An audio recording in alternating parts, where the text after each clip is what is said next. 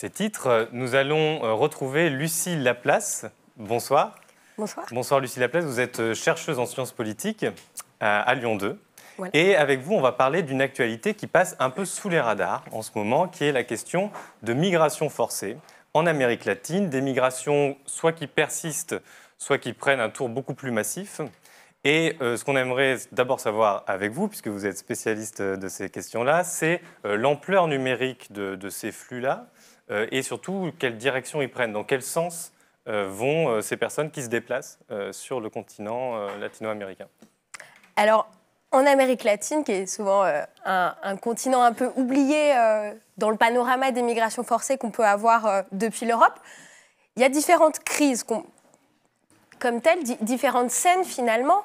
Il y a la scène colombienne, qui est la plus importante numériquement, où en Colombie, on a 7,3 millions de déplacés forcés, c'est-à-dire qui restent à l'intérieur du pays, qui est le pays qui produit donc plus de personnes déplacées dans le monde, en 2007, mais ça fait déjà plusieurs années. Ce n'est pas quelque chose de nouveau. Ensuite, il y a déjà quelques dizaines d'années qu'il y a aussi une problématique en Amérique centrale, dans le cas de gangs, connus en général sous le nom de Mara, donc principalement au Salvador et au Honduras, mais ça affecte toute l'Amérique centrale. C'est une crise en développement également, et c'est des flux qui remontent en général donc vers le Mexique, qui éponge encore pas mal. Et bon, avec l'arrivée de Donald Trump aux États-Unis et le mur qu'il existe entre les États-Unis et le Mexique, bien évidemment, c'est beaucoup plus difficile pour les migrants qui souhaitent rejoindre les États-Unis de passer la frontière. Donc ça, il s'agit d'une autre crise en développement. Et il y a une troisième crise qui est beaucoup plus récente, qui est celle du Venezuela. Il y a énormément de migrants vénézuéliens, c'est une crise en pleine expansion.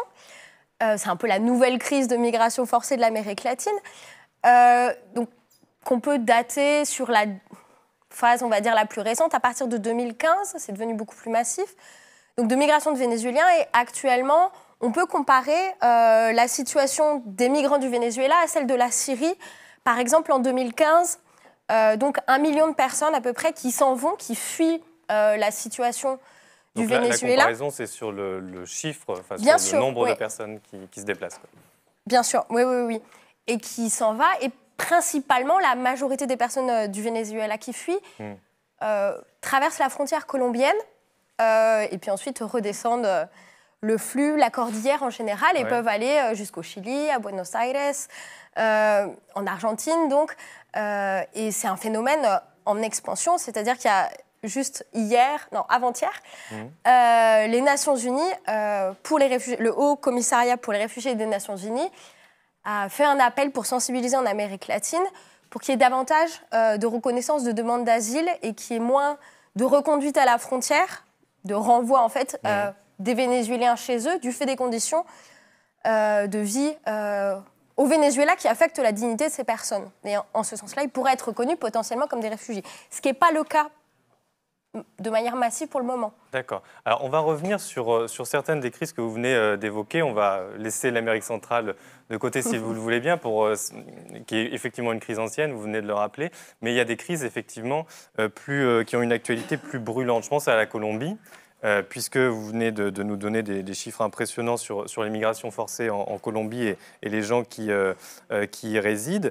Il vient d'avoir des élections. Il y a eu un scrutin en Colombie. L'enjeu était important puisque c'était les premières élections depuis le processus de paix avec les FARC, donc la guérilla célèbre de Colombie. Et il se trouve que c'est plutôt la droite dure, notamment de Uribe, qui a remporté les élections, alors qu'il n'y a pas eu de majorité à lui tout seul, mais quand même, c'est la première force en tête. Et cette droite de Uribe est plutôt hostile au processus de paix. Donc la question, c'est est-ce que ce processus est en danger maintenant? Est-ce que ça risque d'avoir à nouveau des répercussions sur justement ces déplacements de population? Complètement, on est déjà dans un phénomène depuis la passation des accords de paix. Donc il y a eu un référendum l'année dernière, en octobre, donc en 2016 en octobre, où il y a eu un référendum qui a été rejeté par la population, où Uribe avait milité de manière assez massive avec un ancien chef d'État également, Andrés Pastrana, en faveur du non. Il avait été donc assez suivi, à la surprise de beaucoup d'analystes. Donc le référendum, c'était sur la réintégration des FARC dans la vie politique normale, en gros. Sur le contenu des accords de paix, en fait. Pour que la logique, c'était qu'il y ait un soutien de la population civile. Tout le monde s'attendait enfin, une bonne partie des personnes s'attendaient à ce que le oui passe. Manuel Santos, l'actuel président, militait pour le oui, avait négocié pendant plusieurs années ces accords avec des membres des forces armées révolutionnaires de Colombie, donc les FARC, à La Havane, avec des médiateurs bien sûr internationaux, dont l'Équateur, dont le Venezuela, donc des pays voisins, et qui, bien entendu, le fait que finalement il y ait une renégociation du contenu des accords à cause de ce rejet du référendum, ça a affaibli largement le processus. C'est un processus de paix maintenant qui est en cours, en fait. C'est-à-dire qu'on est sur des phases où les FARC remettent les armes dans des camps, donc de retour à la vie civile d'une certaine manière, largement accompagnés par les Nations Unies. Et en fait, c'est un processus qui est très lent. D'accord. Beaucoup plus lent. Enfin, on s'attendait à ce que ce soit un peu plus rapide. Et ça, en effet, ça impacte la croyance dans la paix. D'accord. Et bien sûr, avec les élections présidentielles qui vont avoir lieu dans quelques mois en Colombie, en effet, c'est vraiment la question centrale de qu'est-ce qui va se passer. Est-ce qu'on va arriver à mettre en place ces élections, ce processus de paix, selon qui gagne les élections, ça va être plus ou moins facile. La négociation va avoir plus ou moins de chances d'aboutir, et selon des termes assez différents quand même. Et maintenant que les FARC sont censés déposer les armes, quel genre de violence fuient les populations qui partent de Colombie? Alors, est-ce qu'elles sont de plusieurs sources? Est-ce qu'on a déjà assez d'informations, tout simplement? Bien sûr, oui, on sait ce qui se passe. L'année dernière, une institution étatique qui est un peu garante des droits constitutionnels des personnes, a recensé 206 militants syndicaux des droits de l'homme, des personnalités activistes comme ça, tués. Donc ça montre bien que la question des violences, c'est absolument pas du passé, c'est vraiment très concret, c'est donc, du quotidien. Donc tu es parti par des groupes paramilitaires ou... Donc surtout, par des groupes affiliés historiquement à l'extrême droite, donc des groupes paramilitaires qui officiellement sont revenus à la vie civile il y a quelques années, mais qui, pour beaucoup, sont encore en activité, sont finalement pas retournés dans la vie civile, parce que c'est difficile, quand on a passé sa vie avec une arme à la main, de prendre, dans le cadre d'un processus de transition de paix, un salaire qui est assez minime pour essayer de trouver d'autres manières de vivre, c'est pas forcément évident. Et ça ne l'est pas non plus forcément pour les FARC. Et c'est pour ça qu'il y a certaines parties des FARC, donc il y a on appelle ça des fronts dissidents qui n'ont pas souscrit à l'accord de paix, donc il y en a deux. Et pareil, ces personnes-là n'ont pas laissé les armes de fait, ils sont plutôt dans une logique de délinquance armée, où ils vont s'en prendre aux populations locales.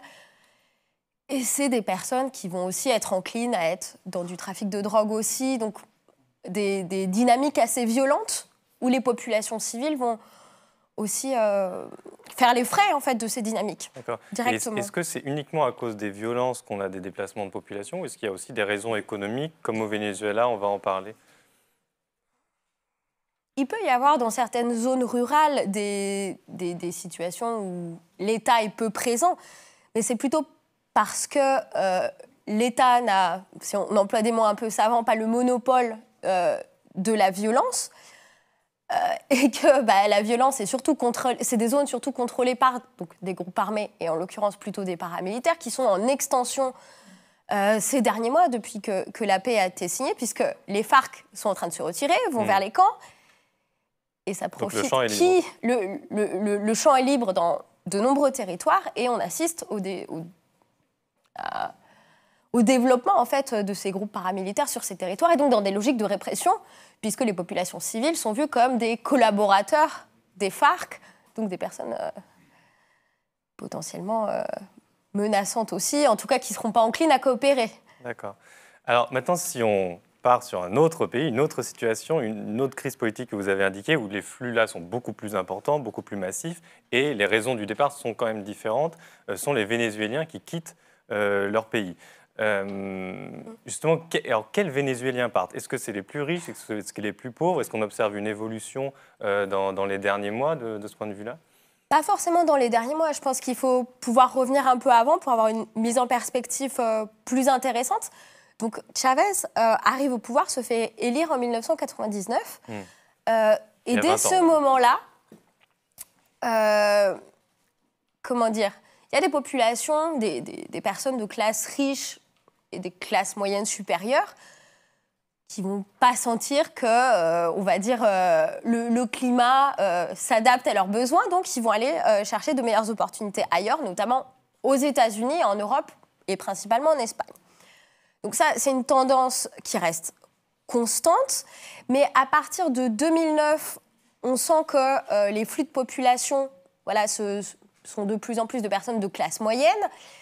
Et à partir de 2015, et de plus en plus ces derniers mois, on voit que le profil se diversifie et c'est des gens aussi de classe populaire qui vont migrer parce qu'il y a des difficultés pour manger correctement. Donc, il y a de la malnutrition au Venezuela, il y a des problèmes pour avoir des biens de base, pour remplir les besoins nécessaires à n'importe quelle personne. Il y a des problèmes pour avoir accès à des médicaments. Donc, et il y a surtout un taux de chômage énorme au Venezuela. Donc, tout ça, avec la situation, bien sûr, d'inflation et de tension politique qui est énorme, qui pénalise le quotidien quand même, ça fait qu'il y a des personnes qui espèrent aller trouver d'autres opportunités pour avoir une vie meilleure ailleurs. D'accord. Et notamment en Amérique latine, de manière assez massive. D'accord. Et est-ce que ces personnes-là quel est leur rapport en fait, au chavisme ou à Maduro quand elles s'en vont? Est-ce que c'est que des gens qui sont opposés au chavisme qui rejettent cette expérience? Est-ce que c'est plus compliqué que ça? Alors, si on prend ces différents flux, bien sûr, les classes supérieures et certaines classes moyennes sont anti-chavistes. Mais plus on va vers les classes populaires, on peut rencontrer des personnes... Enfin, moi, ça a été le cas parce qu'il y a quelques mois, j'étais en Équateur, où on est en contact dans la vie quotidienne avec ces Vénézuéliens qui travaillent en général dans la rue, pas tous, mais beaucoup. Et quand on les interroge là-dessus, certains ont voté de manière répétée en faveur de Chavez ou même en faveur de Maduro pour son élection il y a quelques années.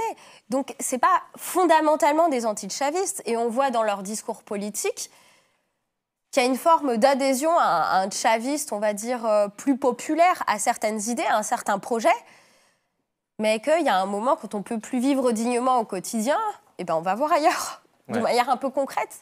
D'accord. Alors, vous venez de le dire, vous travaillez sur l'Équateur, qui est un pays qui reçoit un certain nombre de ces migrants forcés, on l'a dit. Et alors, ce qui m'a frappé quand on a préparé cet entretien, c'est que l'Équateur, contrairement à ce qui se passe en Europe, met beaucoup en avant le fait qu'il est une terre d'accueil et que c'est très important pour son identité. Comment est-ce qu'on explique ça? Et est-ce que ça se traduit dans les faits? Est-ce que vraiment l'accueil est bien organisé en Équateur? Alors, pour répondre à la question de manière synthétique, l'histoire de l'asile, de l'accueil de populations réfugiées en Équateur, ça date des années 2000. Et ça naît avec l'arrivée de flux de Colombiens en Équateur. Oui, parce qu'avant, ça ne se pose pas. Il n'y a personne. Non, avant, il y a tellement peu de réfugiés. Il y a environ 300 réfugiés reconnus. Donc, c'est rien, quoi.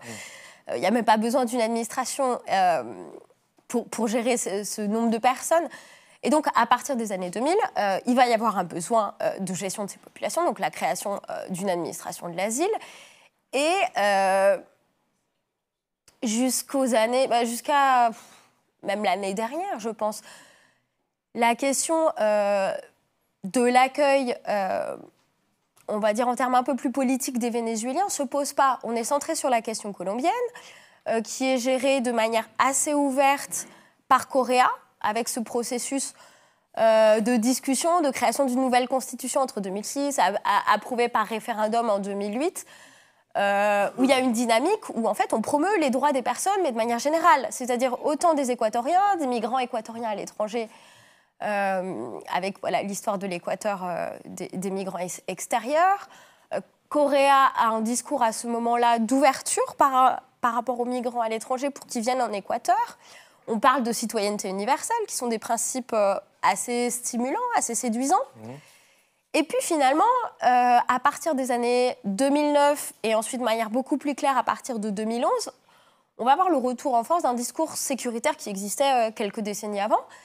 Une fermeture où on associe les Colombiens avec une vision beaucoup plus noire du conflit, beaucoup plus stigmatisante, avec les groupes armés.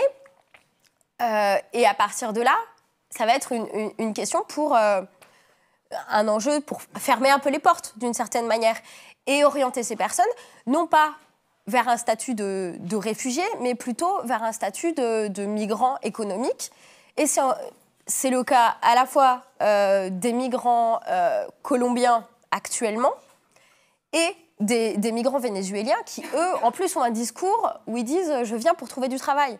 Donc, en effet, de manière instinctive, on va leur dire « voici un visa plutôt économique ». Et on est, même encore en Équateur, avec la nouvelle loi sur la mobilité humaine qui a été adoptée l'année dernière, sur un scénario où on est en contraire en train de fermer les portes parce que depuis 2015 en Équateur, on est dans une situation de crise économique. Et donc, on se protège, on se ferme un peu par rapport à l'extérieur, en tout cas dans les modalités pour obtenir des papiers et pouvoir travailler légalement et s'installer et vivre en Équateur. Et donc, on met des restrictions au principe qui avait été affiché. Pour l'obtention des visas, ce qui pose des problèmes, bien sûr, pour ces migrants. Merci beaucoup, Lucie Laplace, pour nous avoir offert cette fenêtre et cette grille de lecture sur cette actualité qui passe un peu sous les radars. Dans un instant, donc on reçoit